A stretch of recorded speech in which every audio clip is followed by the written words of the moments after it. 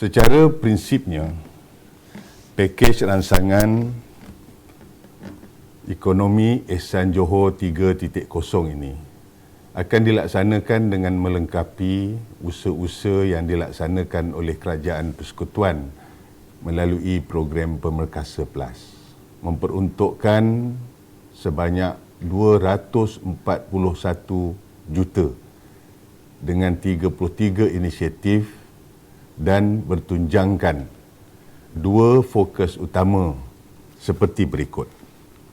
Fokus utama yang pertama adalah pemerkasaan pengurusan pandemik. Sementara fokus utama kedua adalah pengukuhan bantuan keselamatan sosial. Kerajaan negeri akan memperuntukkan sebanyak 75 juta untuk tujuan melaksanakan 4 inisiatif sebagaimana berikut. Inisiatif pertama bagi menyokong usaha ujian saringan bersasar. Kerajaan negeri akan membeli COVID test kit RTK antigen sebanyak 190,000 unit. Inisiatif yang kedua, usaha untuk memperkukuhkan lagi ujian saringan bersasar itu tadi, 3 PBT bertaraf bandaraya, iaitu Majlis Bandaraya Johor Bahru, Majlis Bandaraya Iskandar Puteri dan Majlis Bandaraya Pasir Gudang akan turut membeli COVID test kit RTK antigen ini, yang mana inisiatif ini insya-Allah bakal memanfaatkan hampir 60,000 orang. Ketiga, kerajaan negeri akan terus membiayai perbelanjaan bagi operasi di pusat pemberian vaksin. Akan terus membiayai perbelanjaan di sekatan jalan raya dan akan terus membiayai kebajikan frontliner. Dan inisiatif keempat, kerajaan negeri bercadang untuk membeli vaksin COVID-19 ini bagi membolehkan rakyat di negeri ini mendapat bekalan vaksin. Kerajaan negeri akan bekerjasama dengan Kumpulan Perubatan Johor, KPJ. Inisiatif ini pula akan membolehkan pihak KPJ menjual vaksin kepada mereka yang memerlukan. Oleh itu, kerajaan negeri akan memperuntukkan sebanyak 40 juta bagi tujuan ini. Through the 4 initiatives above, Johor will be able to test, trace and vaccinate better. And above all, we hope to recover faster. Fokus utama kedua pula adalah pengukuhan bantuan keselamatan sosial bagi sektor masyarakat dan modal insan. Peruntukan sebanyak 126.86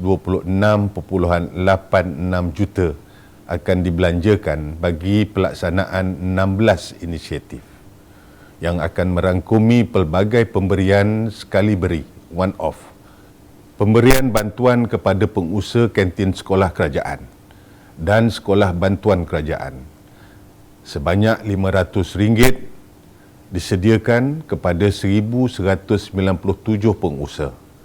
Pemberian bantuan kepada pemegang lesen premis gunting rambut atau salon, di mana sebanyak RM500 akan disediakan kepada 4,202 penerima.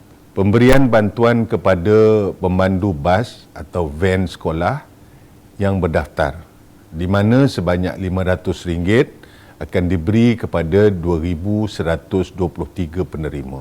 Di mana kerajaan negeri akan memberikan sumbangan kepada golongan yang hilang pekerjaan atau pendapatan, di mana sebanyak RM500 yang dijangka akan memanfaatkan seramai 10,000 pekerja yang terkesan. Penyaluran voucher barangan yang bernilai RM200 kepada 300,000 penerima yang dikategorikan dalam keluarga B40. Kerajaan negeri akan melaksanakan bantuan sumbangan peranti kepada sekolah seluruh Johor. Peranti ini nanti akan dijadikan sebagai aset sekolah dan kemudahan ini akan dipinjamkan kepada seramai 8,000 pelajar yang kurang berkemampuan.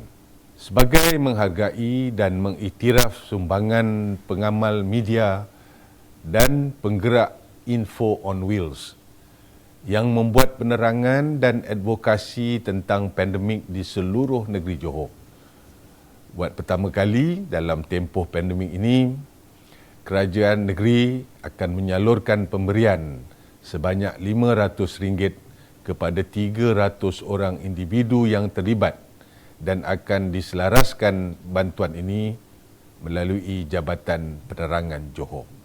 Dalam sektor pelancongan pula, demi membantu pihak-pihak yang terkesan di bawah sektor pelancongan ini, sebanyak 1.74 juta diperuntukkan bagi memastikan pelaksanaan inisiatif di bawah pakej rangsangan ekonomi Ehsan Johor 3.0 ini agar ianya menepati sasaran yang telah ditetapkan.